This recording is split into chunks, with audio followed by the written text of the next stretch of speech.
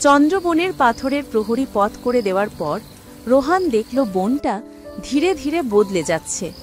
আগের অন্ধকার গাছগুলো যেন রূপালি শিশিরে ভিজে গেছে, পাতাগুলো কাঁপছে, কিন্তু বাতাসে কোনো শব্দ নেই। সে সতর্কভাবে পা ফেলল। সামনের দিকে ঝোপের মাঝে নরম আলো, এ যেন কেউ জোনাকিকে ঢেলে দিয়েছে, কিন্তু আলোগুলো স্থির, বৃত্তাকারে সাজানো। রোহান ধীরে এগিয়ে গেল। হঠাৎ টিং টিং টিং, পরপর ঘণ্টের মতো শব্দ। আলোর বৃত্ত ভেঙে মাঝখানে একটা ছোট্ট ফাঁকা জায়গা তৈরি হলো। ফাঁকা জায়গায় কেউ দাঁড়িয়ে নেই, বরং বাতাসের ওপর যেন ডানা মেলে বসে আছে কয়েকটি ক্ষুদ্র প্রাণী। তারা মানুষ নয়, পাখি নয়, ফুল নয়, তারা চন্দ্রপরী। তাদের ডানায় রূপালী পালক নয়, স্বচ্ছ কাঁচের মতো পাতলা ডানা, যেখান দিয়ে চাঁদের আলো সরাসরি ভেদ করে যায়।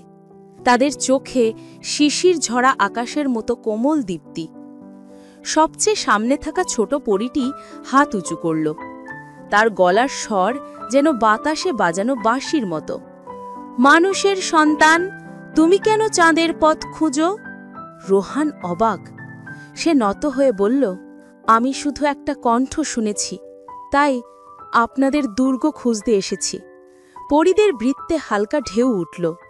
একটি পরী ফিসফিস করে বলল, সে শুনতে পায়, তাহলে সে নির্বাচিত। ছোট পরিচিত এগিয়ে এলো। সে এত ছোট যে রোহানের তালুর ওপরে গিয়ে বসল। সে বলল, আমরা তোমাকে পরীক্ষা করছি। চন্দ্রপরীদের দুর্গ অচেনাদের কাছে অদৃশ্য, কেবল যারা হৃদয়ে আলো রাখে তাদের জন্যই পথ জাগে। রোহান গভীর শ্বাস নিল আর বলল, আমি যুদ্ধে এসেছি, যদি আপনারা বিপদে থাকেন আমি সাহায্য করব। হঠাৎ বনের মাটি কেঁপে উঠল। গাছের ফাঁক থেকে এক বিশাল কালো ছায়া বেরিয়ে এলো। ছায়াটা বড়, নখ লম্বা, চোখে রক্তবর্ণের জ্বালা। এর নাম মুন উলফ। রাতে জন্ম নেয়, চাঁদের আলো শোষণ করে তার শক্তি দ্বিগুণ করে। পরীরা ভয় পেয়ে বৃত্ত ভেঙে গেল। টিং টিং শব্দগুলো করুণ আর ভীত হয়ে উঠল। রোহান তরোয়ার বের করল। লুনার ব্লেডে এবার আর মৃদু আলো নয়, হঠাৎ পুরো ফলায় রূপালী আগুন জ্বলে উঠল।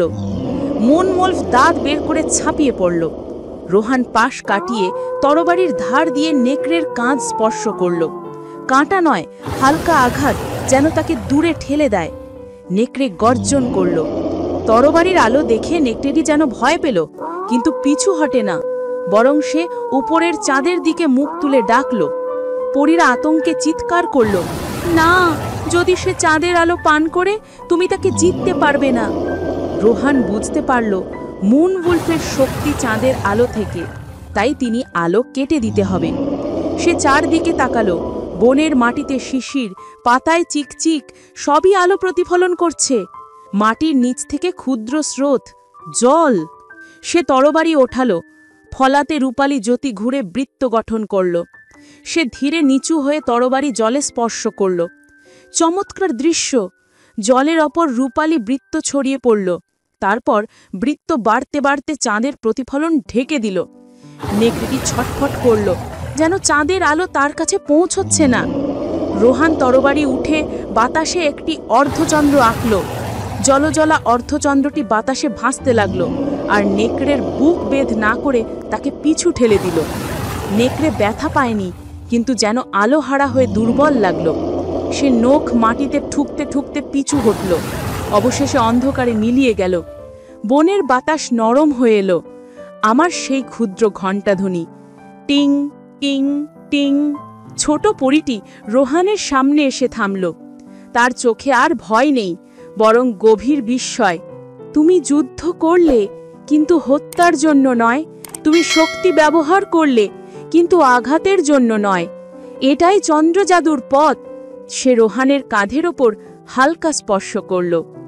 হঠাৎ বাতাসে ভেসে উঠল ছোট্ট নীল ক্রিস্টাল, চাঁদের আলোর মতো স্বচ্ছ। এটা লুনার হার্ট। যখন পথ অন্ধকার হবে, এটা তোমাকে সঠিক রাস্তা দেখাবে। রোহান ক্রিস্টালটি হাতে নিল। তার বুক ভারী হল না, হালকা, যেন গান বাজছে। পরীটি আরও বলল, চন্দ্রদুর্গের পথ এখনো দূরে। তুমি পরবর্তী পরীক্ষায় প্রবেশ করবে, যেখানে ঝড় জন্ম নেয়। রোহান জিজ্ঞেস করল, যদি আমি ব্যর্থ হই? পরী হাসল, ডানা দুটো জ্বলে উঠল। তুমি ব্যর্থ হবে না, কারণ তুমি ইতিমধ্যেই শিখেছ, সাহস মানে আঘাত নয়, সাহস মানে আলো। পরীরা আবার বৃত্ত গঠন করল। রোহানকে কেন্দ্র করে তাদের জাদু ছড়িয়ে দিল। বনের চারপাশ বদলে গেল।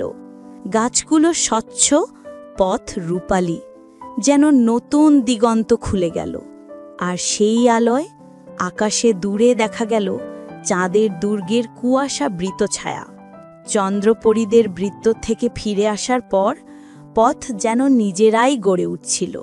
আগের বনের গাছগুলো এখন রূপার মতো উজ্জ্বল, পাতার নিচে নরম জ্যোতির কুয়াশা।